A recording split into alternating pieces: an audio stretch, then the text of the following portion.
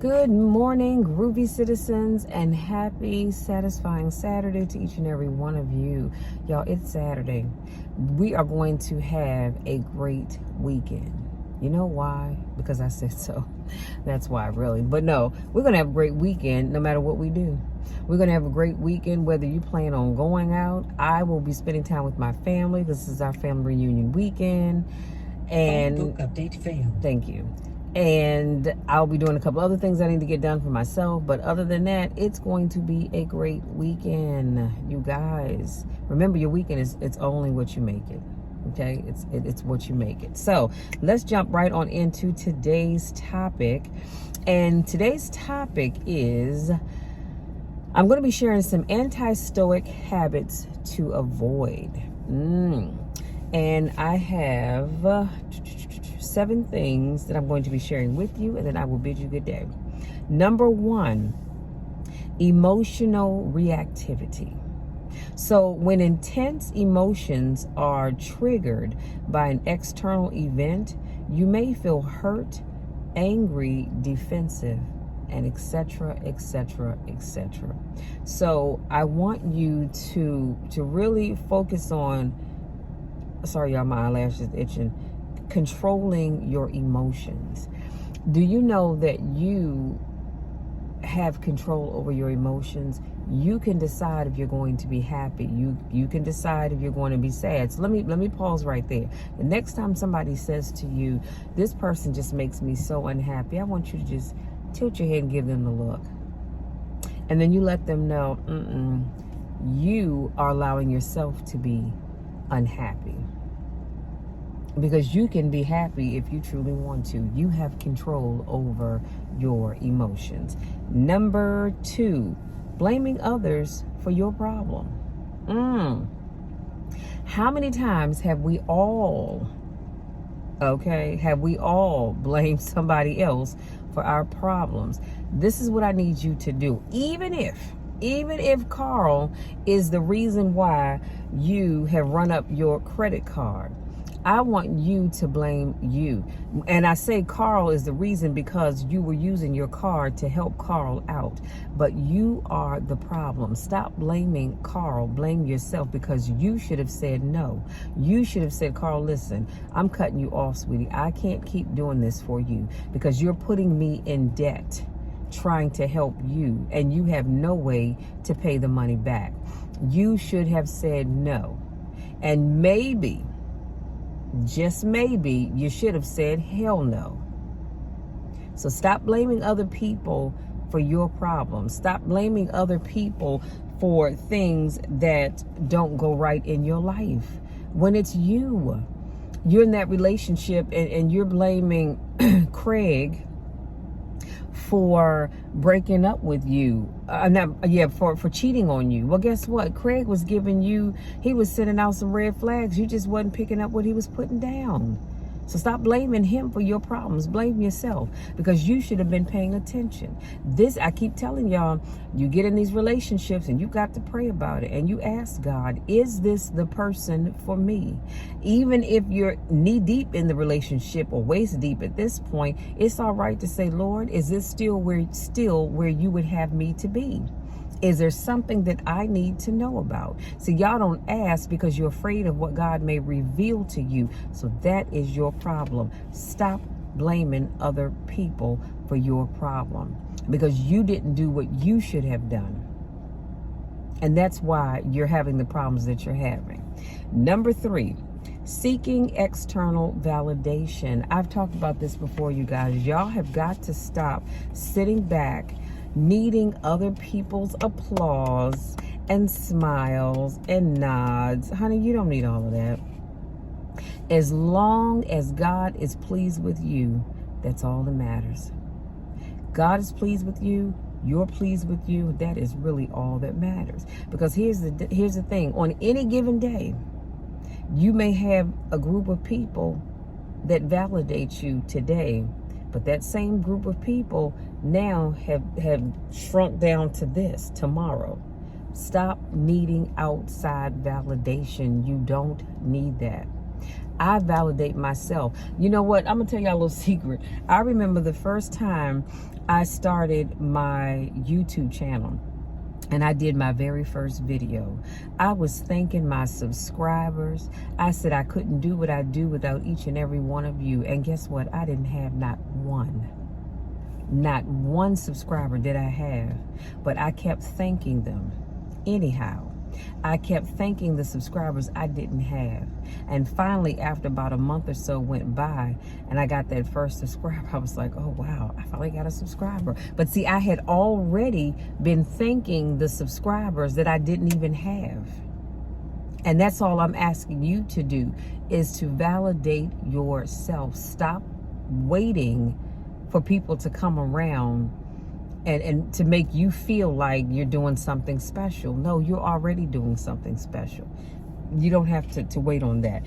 Number, what did I say? 4, overindulgence in pleasures. We all have pleasures of some kind, okay? It doesn't matter what it is, good, bad, or indifferent. We all have pleasures. I personally, from time to time, love me a good sweet tea from McDonald's. Don't judge me, judge yourself, because you have your hidden pleasures as well. Other people, it may be eating chicken or pizza, whatever the case may be. Okay, y'all, my nose is itching, excuse me. But whatever that thing is, I need you to work on overindulgence. That's the problem. Do you know that not all the time is the problem what you're eating? It's how much of it. You can have pretty much anything you want and still live a lifestyle at a decent weight. It's about how much you're eating. If you want to have, no, I personally don't eat ice cream because I'm lactose intolerant. However, if I wanted to have 1 scoop of ice cream a couple of times a week, that's not going to pack on the weight. It's that the scoops of ice cream, it's the fast food, it's the eating out constantly, and the chips and the soda and all that other good stuff that you add on top of it. So you can have everything in moderation. But when we talk about overindulgence, I'm going to go so far as to say, for those of you that enjoy smoking your weed or whatever your drug of choice is, and when I say drug of choice, I'm talking about alcohol as well. You can have it in moderation. The problem is that when you decide to overindulge, that's when you have a problem. That's when you have exceeded the limit for driving, and you think in your mind that you can get behind the wheel and drive, and really you've had too much to drink, all because you chose to overindulge in that alcohol. There are people that like to get high. I don't judge anybody because that's not my job to do that. But there are people that like to get high. You have too much, and sometimes it can take you on away from here. So all I'm saying is overindulgence in those pleasures can be your downfall if you're not careful. Number 5, avoid discomfort. Sometimes, and let me preface that by saying, sometimes in life we are going to experience discomfort. Do you know right before God blesses you, he tends to make you a little uncomfortable? And I believe God has to do that, because if he does not, then you are going to become complacent. And so he's got to make you a little uncomfortable so that you won't get stuck here when really he needs you to be over there. So, but when I say avoid discomfort, I'm talking about the discomfortable feeling that you feel in that relationship, all because, as I talked about earlier this week, you wanting to be a people pleaser. Discomfort when it comes to having clothes that no longer fit anymore, and you still trying to stuff that 10-pound sack of potatoes you call a stomach into that 5-pound sack of the jeans that you have, and you know full well that it's not going to fit comfortably. You can get all the shapewear, body wear that you want to, But the reality is, to avoid that discomfort, you need to get your behind in the gym, and you need to start watching what you eat. Okay? And we're going to leave it at that. Number 6, dwelling on the past or worrying about the future. I've talked about this before. We've got to stop dwelling on the past. Now, I'm not saying to forget about the past, because when you forget about the past, you tend to repeat it. I am saying stop dwelling on it. The past is the past. Some of y'all have past relationships that you can't seem to get over because you won't stop reliving the past. Okay, that person was unfaithful to you. They hurt you, all of that good stuff. And I'm sorry that you had to experience that, but stop dwelling on it. It is done. It is over with. Everything that I said 5 minutes ago, it's in the past. So I can't sit and dwell on what I just said. I can reiterate it, excuse me, my nose is itching, reiterate it and re-emphasize and all of that just to bring clarity, but I'm not going to dwell on anything that I did in the past, because that was the past and this is now. And here's the thing, you can't change your past. We can't go back in history and change the past. Black people have always been treated unfair. In this country, black people have always been treated as if we are less than white folks. Let's just keep it all the way real. And I didn't want to have to go there, but I'm telling you this for a reason. So we don't forget that we were once owned as if we were property, and we weren't even really people. Lord, let me not even go too much deeper into that, because that just pisses me off. But what I want you to take away from this is that I can't, you can't, we can't change the past. Those things happen. We weren't allowed in certain places because of the color of our skin. We weren't allowed to own things because of the color of our skin. We weren't allowed to sit at the counters of restaurants, if we could even go in them, because of the color of our skin. So we can't change that. So what you do is you don't sit and worry about it and stress over it. You learn from it. And you learn how to move forward. That's why I tell people all the time, stop dwelling on the past, because you can't change it. It's all right to remember it. And you may think about it every now and then. Whatever that past thing is, maybe your last relationship didn't work out because of something you said and or did. Or something they said and or did. It might have been a combination of both. I don't know. But while I asked you not to dwell on it, you learn from it. And you may even think about it on occasion so that you don't relive that same situation again. And as we talk about not worrying about the future, why worry about something that's not promised to you? The future's not promised to me either. So I'm not going to sit and worry about I'm not going to dwell on the past, and I'm not going to worry about the future, because I have no control over that. I cannot control the future, and neither can you. So why sit and worry about it? Instead, pray about it. Pray about the future. Don't worry about it, but pray about it.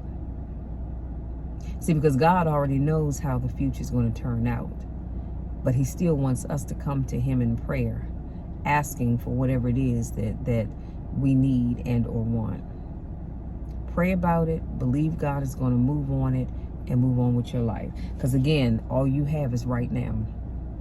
All we have is right now. The future is not promised to any of us. And number 7, neglecting your character and values. So we're talking about habits to avoid. Stop neglecting your character and your values. Let me tell you something. Don't you ever, and I mean ever, never lay your character down because somebody caused you to act a fool. Now, sometimes you might have to, and I'm going to leave that alone. But as a whole, I want you to stop acting out of character because you allowed somebody to take you there. I want you to count to 10 on the inside, take a deep breath, and just keep it moving. Keep it moving. But don't allow people, places, and or things to have you acting out of character or forgetting your values. We all have values that we were brought up with. And I'm asking that you not allow people, places, and things to have you forgetting the values that your mom and grandmom and dad and grandfathers and aunties and uncles and cousins and the neighborhood, your teachers or whoever instilled in you. All because you want to fit in, or all because somebody made you mad. We're not doing that.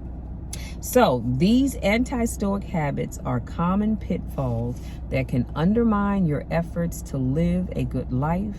By identifying and avoiding these behaviors, you can cultivate a mindset that is more resilient, balanced, and aligned with Stoic principles. Okay? So everything I shared with you, as always, will be in the description box. I will make sure of that. And hopefully you will utilize these things to help you live a happier life, a more pleasant and fulfilled life, and one that God can be pleased about. Okay? Now, having said that, you guys, if you are new to my channel, I want to say welcome. Thank you so much for joining me. Please make sure you hit that subscribe button and you tap that bell, because I don't want you to miss anything. If this is not your first rodeo, I want to say welcome back. If you haven't already subscribed to my channel, then what are you waiting for? Go ahead and hit that bell and hit the subscribe button and tap the bell so that you don't miss anything as well, because you're already here anyway, so you might as well just go ahead and subscribe. Okay? Help a sister out. Help a sister out, you guys. Subscribe, subscribe, subscribe. Okay? Now, having said that, I want you all to have a wonderful day. Go out there and enjoy this day to the fullest. It's going to be a beautiful day. Every day is a beautiful day when you're above ground, but it's going to be a beautiful day. So go out there and enjoy it. Get things done. Stop making excuses. Start living your life to the fullest. And I promise you'll thank me for it later. Having said that, if I was getting ready to say something else and I lost my train of thought. Whatever it was, you know the drill, and you definitely know the spiel.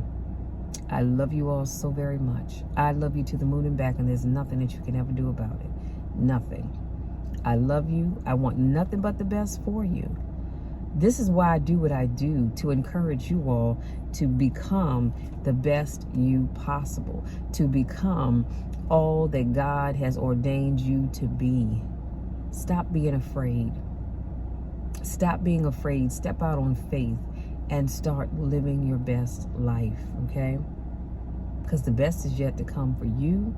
The best is yet to come for me. The best is yet to come for us. Love you all. We'll talk again on Monday.